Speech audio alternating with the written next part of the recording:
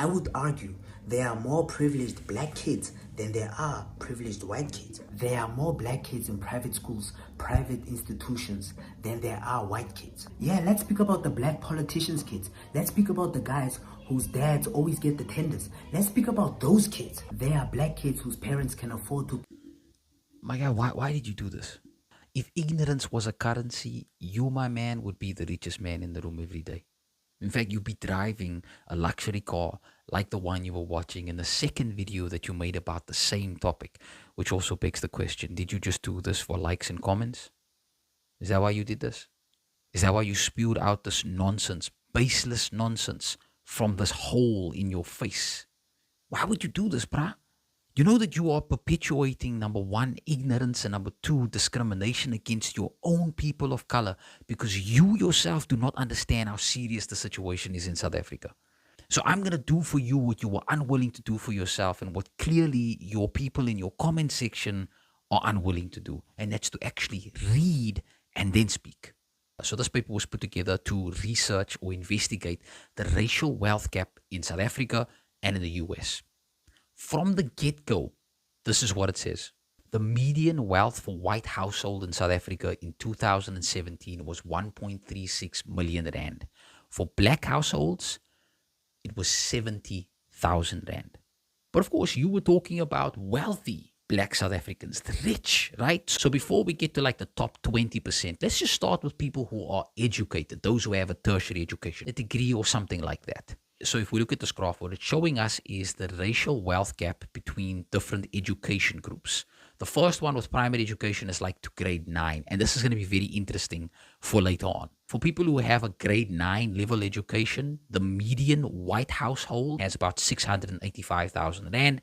And black households is about 60,000 rand, which means that the black household holds about 9% of the median white household's wealth. But this is very interesting. When you look at secondary and tertiary education, the percentage of wealth that the median black household has in comparison to white households is 5 and 6%, which ironically means that when people actually become educated, the wealth gap actually increases in South Africa. But you know what's even crazier? Look at this.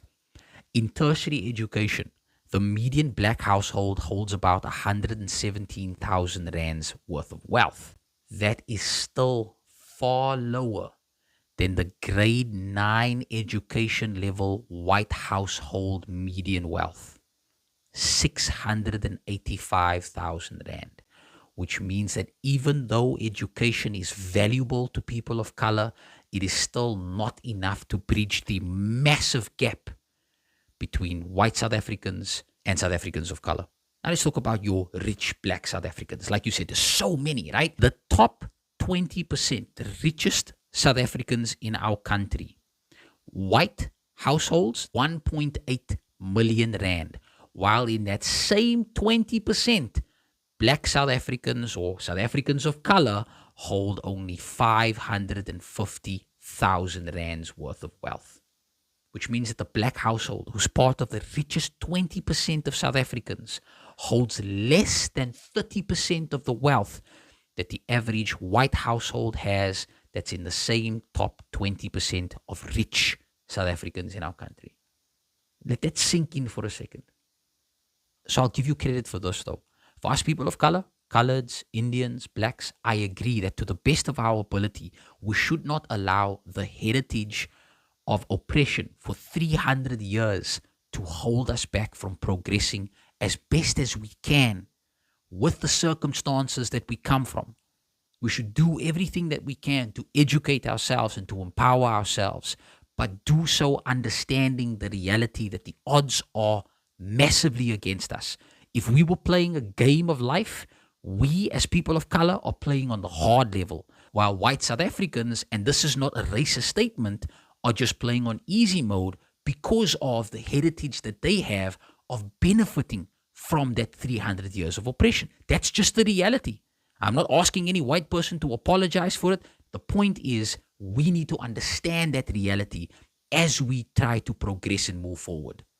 So, my guy, in future, I'm asking you that when you talk about topics like this, please do a little bit of research. Because by not doing it, you are actually making it more difficult for us to bridge that racial wealth gap in our country. Comments like this is not doing us any good.